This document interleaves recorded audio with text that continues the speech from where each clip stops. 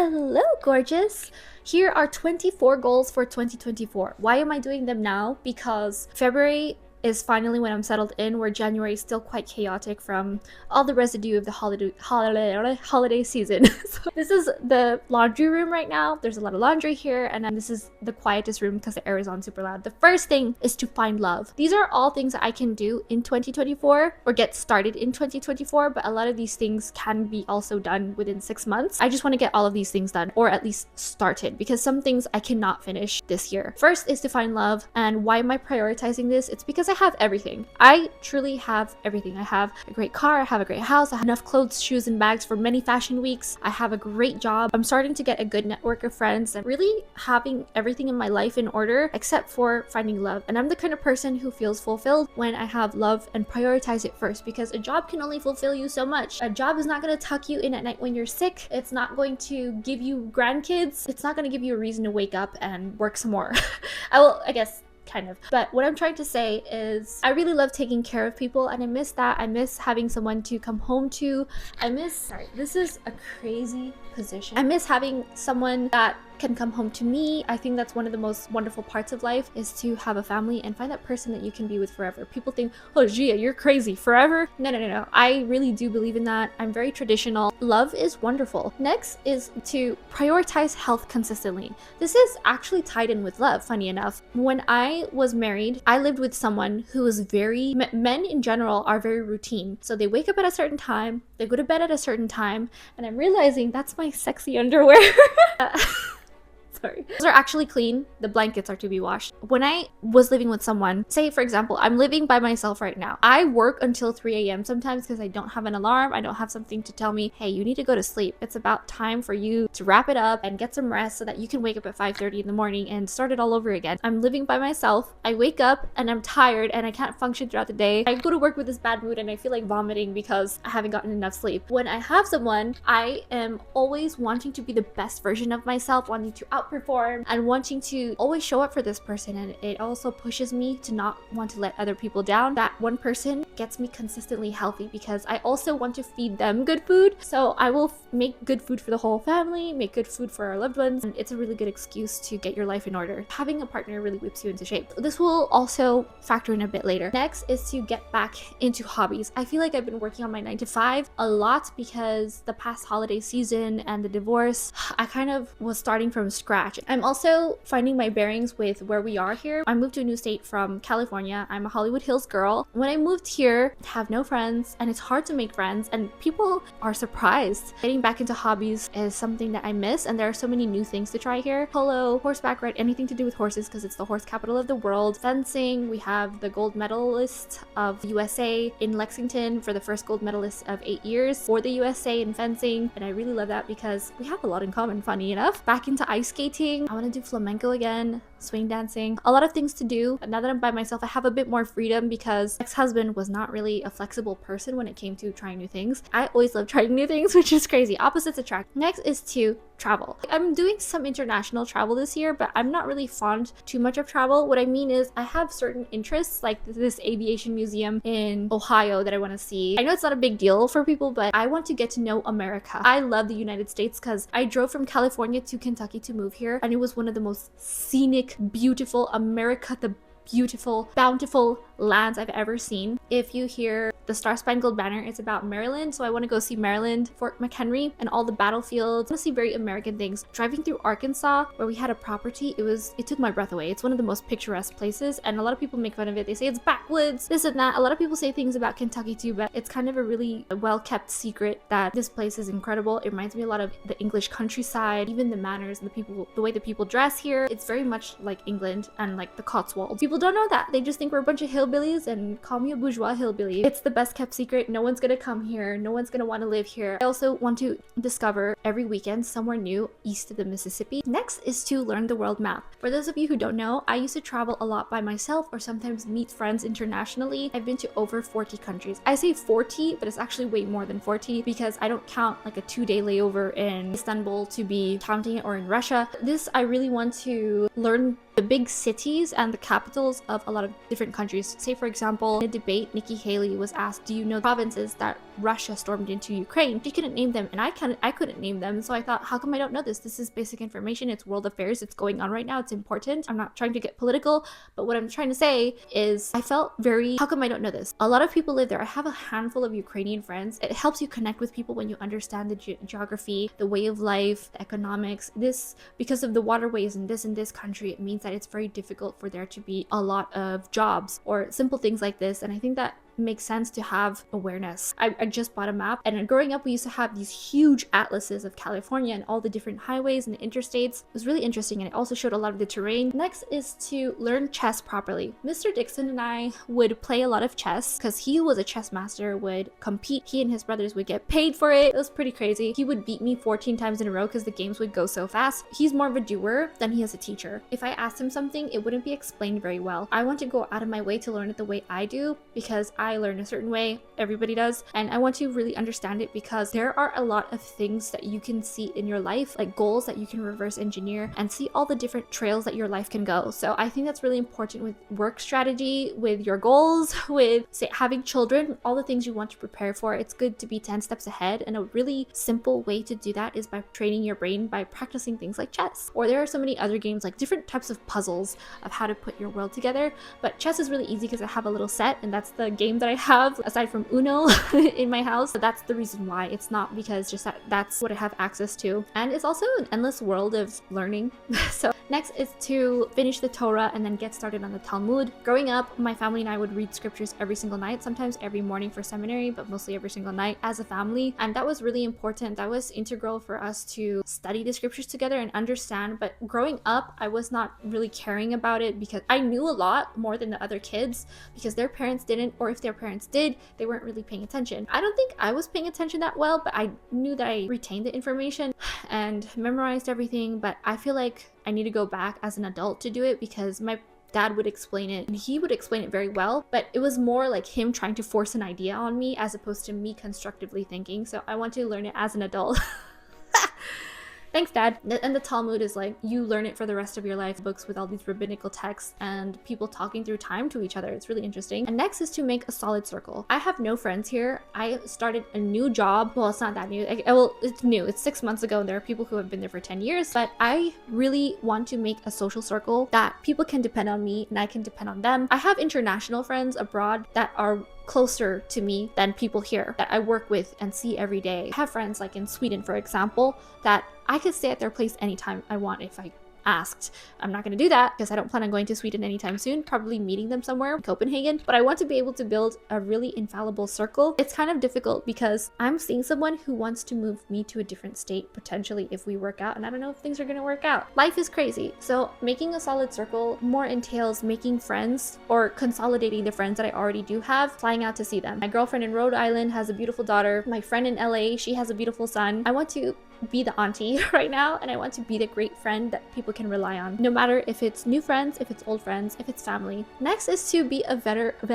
next is to be a better vlogger and blogger. I'm even thinking of rebranding my blog. Life is really up in the air right now. I have a lot of things going on and I haven't really been teaching etiquette as much as I wanted. It's more in-person things and presentations as opposed to videos with you and I need to re-up my course, redo it. I have so much content that I have vlogged and blogged, but I have not edited it and posted it. That's the big problem, actually packaging it up and making it digestible for you. But I do have tons of content. It's just I don't have the time to myself anymore to sit down and go through it. I want to do a better job of that this year. Next is to save for a piece of land or any type of property or any type of home.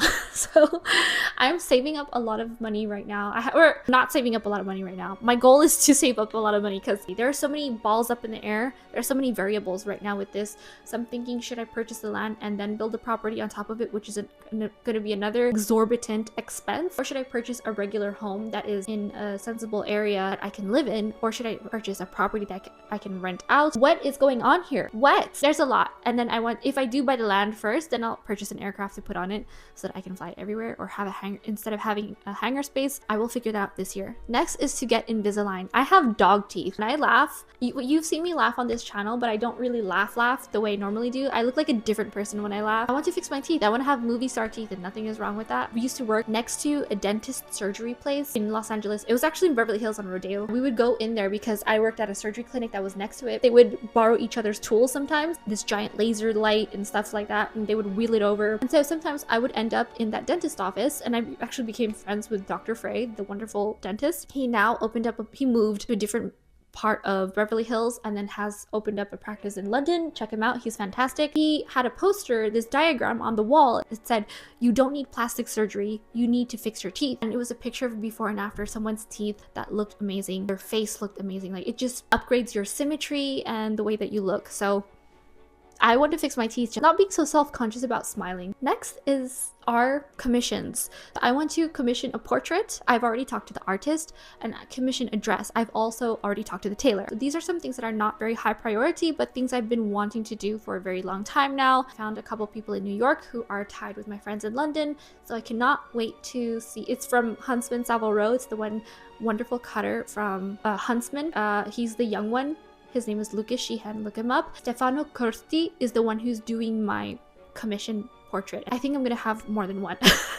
It's a family thing, we all do it. So I'm also decorating the place, so we'll see how it comes out. Because I want to have like one for each side of my personality. Like, oh, here's the sporty side of me on a horse, fashionable side of me wearing jewelry. Next is to furnish and decorate my home. This is a really big deal for me because I don't know if I should go all out. My problem is I go way too all out when decorating a place. I really want to make it my home so that when people come here, they know it's me that lives here and it's comfortable and they never want to leave, and I have a lot of space. I'm fighting to see, like, do I want to make it the ultimate home? And I feel really attached here, so when I move, I'll feel bad. I'm also thinking this is not going to be my forever place. So let me know in the comments below what you think. At least is up in a year. Do I decorate this place to be incredible, or do I decorate this place to be temporary because I'm only going to be here for a year? Do I save my money and then wait till my next place? Next is to learn a new recipe weekly. This doesn't necessarily mean a new recipe. It could be a recipe that I already know and then master it, experiment with it, try new ratios until I absolutely get it right the way I want it to be. I also noticed that when I do recipes weekly, I eat much healthier also. I actually lose weight the more I cook. Next is to do a handful of master classes. I want to get back into coding. That's a really big one for me because it was really fun when I did it for a living for a bit. One of the most interesting times of my life, and then I have other master classes that I need to learn for work. I also just miss going to lectures. Next is to become proficient in Hebrew. I want to be able to speak proficient Hebrew that I can argue with someone. That's when you know the language, when you can argue politics or religion with someone. Contemporary and ancient Hebrew are very different, so reading the Torah is going to be a completely different world. I still want to know enough basic. I have a few writing books right now, writing the Aleph Bet. Triconsonantal roots are a world away from English. Next is to read more. I read a lot of news, a lot of publications, but I do not sit down and read books anymore. I do not sit down and listen to an audiobook while I'm driving because my commute is very, very short now. It's less than 20 minutes to work. I just put on music, and I used to not listen to music. If I did, I would listen to Mala Dvorak, but now I'm listening to a lot of rap music, and I'm also finding myself cursing a lot more, which is not what I want. And that's truly just from listening to music every day. It's crazy the habits we build and how our brain works. So I need to go back into reading. I have a whole video on how to read 4 books a week linked below. 4 books a week would be wonderful, especially since I read audiobooks and would put them on double speed. You know, I talk really fast and I can listen to things even faster. It's a matter of getting back into it. I love nonfiction, learning military history. I love history in general, a lot of political books. Every now and again, like a movie star's memoir. Next is to dive back into the classics. I have every single Shakespeare plays. I have them downloaded on Audible and then some more on Apple Books. Have gathered as much as I could, and I'm listening to Shakespeare. And when I do write, funny enough, a holiday card or birthday card to someone, I quote Shakespeare. People think that I'm super deep, and no, I'm actually copy pasting. It's poetic, it's beautiful, and it makes you really think that we don't talk every day like this to someone we love. This is exceptionally beautiful. For a Valentine's Day card I wrote to someone I absolutely adore. The first line is, "Give me my Romeo, and when I shall die," and then this is what I wrote in the card: "Take him and cut him out in little stars, and he will make the face of heaven so fine that all the world will be in love with night and pay no worship to the garish sun." That's Romeo and Juliet. That will blow anyone away. Imagine imagine we talk like that every day. So I'm going back to the classics, listening to a lot of Aurelius audiobooks, Epictetus, even like Rousseau and modernism, because I feel like it's important to be well-rounded when it comes to reading. I have a whole list of things off the top of my head that I cannot recite to you that are along the lines of liberal arts and philosophy classics. I want to get back to thinking deeply. Next is to earn my PPL. PPL, private pilot license.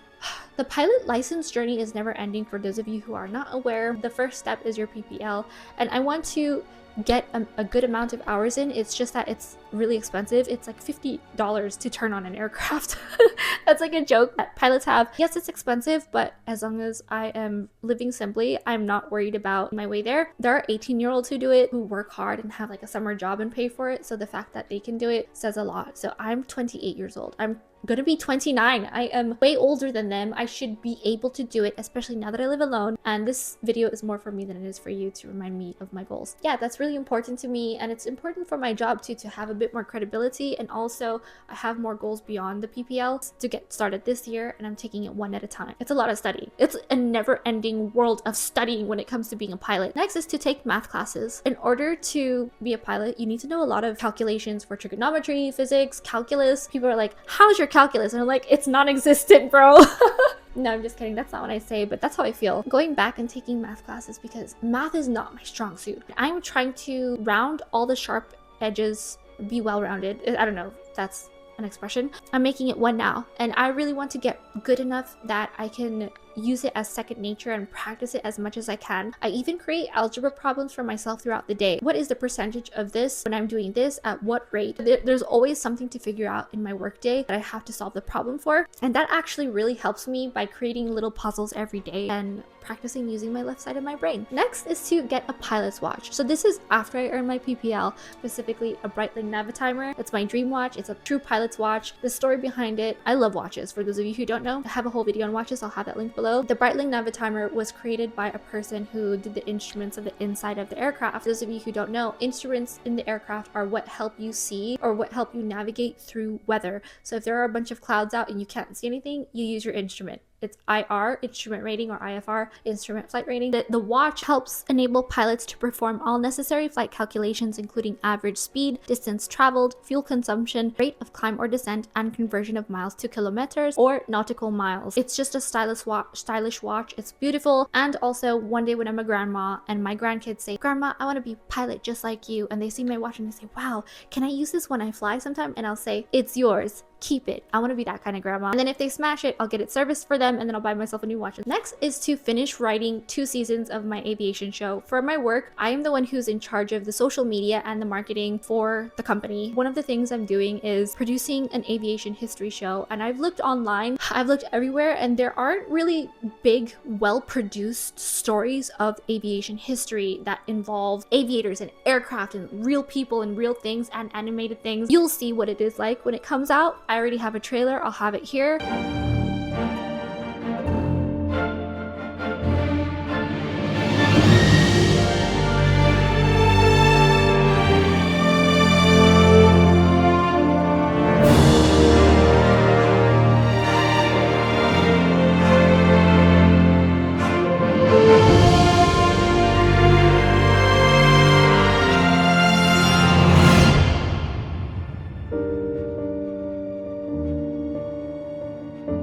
I really want to make this show a hit, a banger, and if you can check it out, subscribe, click the bell, do all the things, tell your friends, watch this several thousand times, that would be awesome. I already started writing it. I already started filming parts of it. I want it to be something that all aviators go to, just history fans love in general. Next is to take care of my skin and hair. This is the year that I really take care of my skin, prioritize it, because I'm getting older and I need to preserve what I have while I can, while I'm still young, before it gets bad. Also, my hair, I used to never go to the hair salon, and now I think it's the time that I can, because I have a bit more money and I have a bit more hair that needs to be taken care of more consistently. I'm also getting more grays because I'm freaking myself out with all these goals. And your hair is the first thing that people see. It's their first impression. So it's definitely a priority. The final thing, number 24 goal, is to find my zest for life again. When I was married, I lost a lot of my lust and zest for life, if you want to call it that. Miss having passion, and I miss to get up in the morning and do wonderful things. I was excited about blogging and vlogging because it was something that I cultivated myself in my day-to-day life. I lost a lot of my,